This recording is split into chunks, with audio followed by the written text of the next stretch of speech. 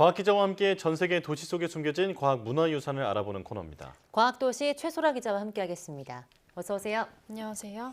네, 오늘은 어떤 도시로 떠나볼까요? 네, 오늘 둘러볼 곳은 북미 최대 도시 가운데 하나입니다. 또 인공지능 기술을 선도하고 있는 대표적인 도시인데요. 어디인지 말씀드리기 전에 준비된 영상으로 먼저 만나보시겠습니다.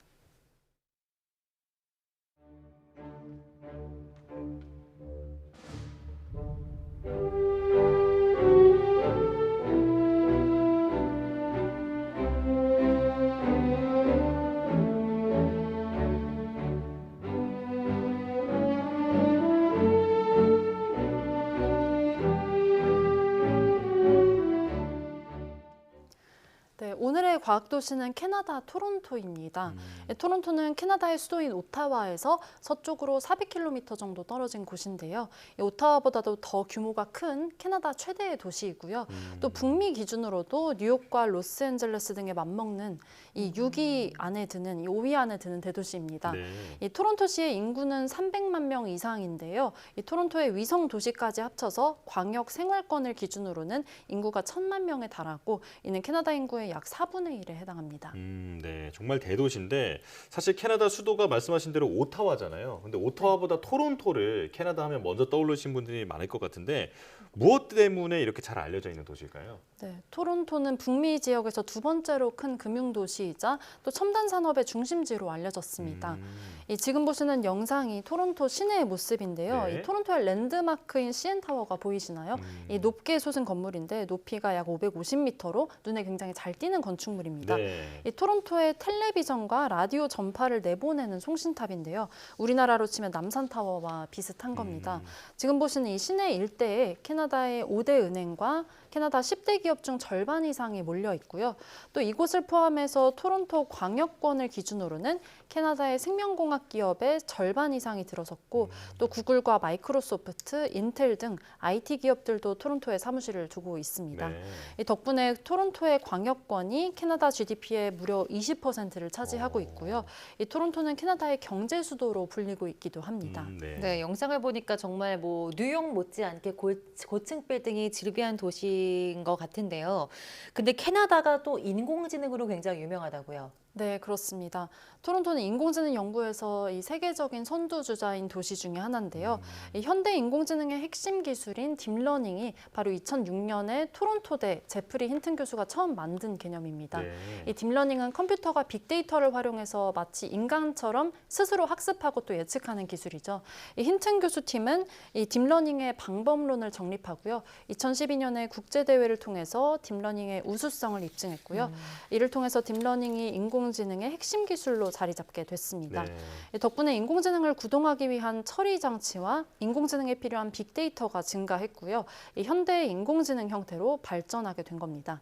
힌튼 교수는 인공지능의 핵심 기술인 이미지 인식과 음성 처리, 언어 이해를 기반으로 DNN 리서치라는 스타트업을 창업했는데요. 2013년에 우리 돈 500억 원이 넘는 금액에 회사를 구글에 매각했고 이후 구글에서 활동을 하다가 퇴사를 했습니다. 네.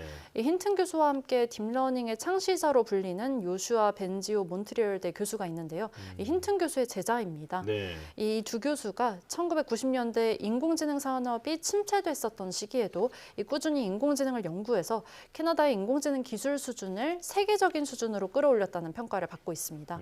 이런 노력 덕분에 캐나다 토론토대가 인공지능 분야에서 전 세계적으로 전통 있는 수준 있는 대학으로 지금 자리매김했습니다. 네. 지금 오픈 AI의 공동 창업자로 알려져 있는 그 수축해버도 이 토론토대 출신인 걸로 알고 있는데, 자, 이 캐나다의 대표적인 인공지능 기업도 소개를 해주시죠. 네, 아무래도 코로나19 사태 때 유명세를 탔던 기업인데요. 블루닷이라는 기업이 토론토의 대표적인 인공지능 스타트업이라고 할 수 있겠습니다. 네. 이 블루닷은 토론토 병원 의사인 캄란 칸 박사가 2008년에 창업한 기업입니다. 이 블루닷은 2019년 말이죠. 이 중국에서 코로나19가 터지고 난 뒤에 이 WHO나 미국 CDC, 중국 정부보다도 더 빨리 세계에서 가장 먼저 코로나19의 확산 경로를 예측한 기업입니다. 아, 네. 이 바로 언어 처리 인공지능을 통해서 전 세계 뉴스와 또 동식물 질병 네트워크, 항공 데이터 등을 분석해서 2019년 12월 31일에 이 바이러스가 방콕과 서울, 대만, 도쿄 등으로 확산할 것이라는 보고서를 낸 건데요. 네. 이 코로나19, 그러니까 당시에는 우한 폐렴이라고 불렀었죠. 이 우한 폐렴 발생 소식이 알려진 12월 30일에서 불과 하루 뒤에 발표가 된 겁니다. 이로부터 일주일이 지나서야 미국 CDC와 WHO가 질병의 확산을 공식 경고했고 그때 자연스럽게 블루닷이 뜨거운 주목을 받게 됐습니다. 네. 이 기존에는 감염병 발생 국가의 공식 입장과 현지 모니터링 등을 통해서 이 질병의 확산 위험성을 분석을 해왔었는데 이 블루닷은 이와는 다른 언어 처리 기술과 빅데이터 학습으로 이런 신속한 감염병 예측에 성공했다는 평가를 받았습니다. 네.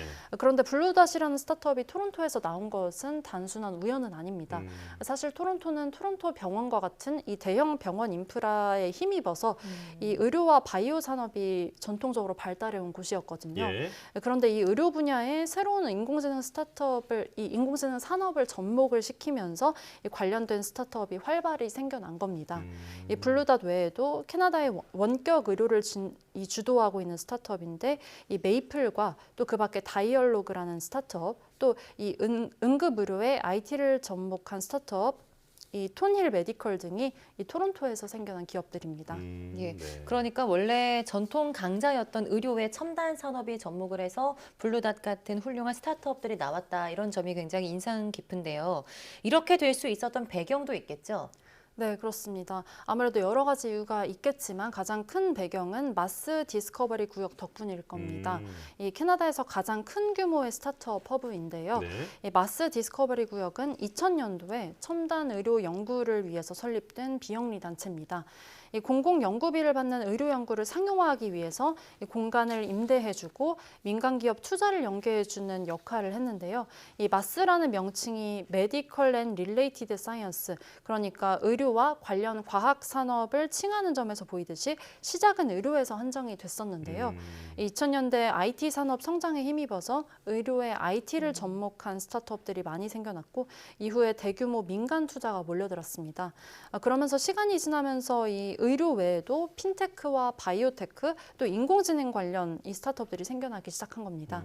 그 결과 마스 디스커버리 구역에서 지금까지 무려 1,200개 넘는 기업을 지원했고요. 이를 통해서 3만 개 넘는 일자리가 창출됐습니다. 네, 저는 마스라고 해서 우주 산업 관련된 지구인가 싶었는데 그게 아니라 의료 산업과 지금은 첨단 IT 허브로 발전한 곳이다. 네, 이렇게 들어봤는데요.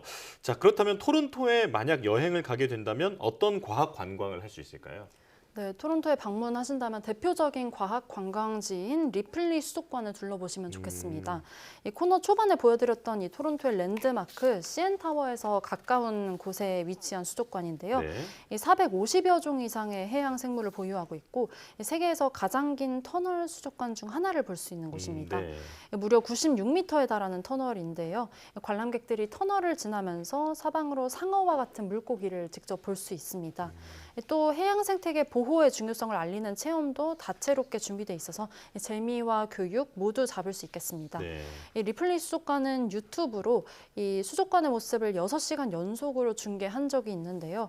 이거를 바탕으로 이 세계 최장 생중계로 이 수족관을 생중계한 기록으로 기네스북 등재를 신청한 상태입니다. 네. 이 직접 방문을 해보는 방법도 있겠지만 이렇게 유튜브로도 생생하게 만나볼 수 있으니까 온라인 체험을 해보는 것도 추천드립니다. 네. 네, 리플리 수족관이죠. 오늘 한번 꼭 들어가 봐야겠습니다. 네, 과학도시 토론토에 대한 이야기 잘 들었습니다. 고맙습니다. 감사합니다.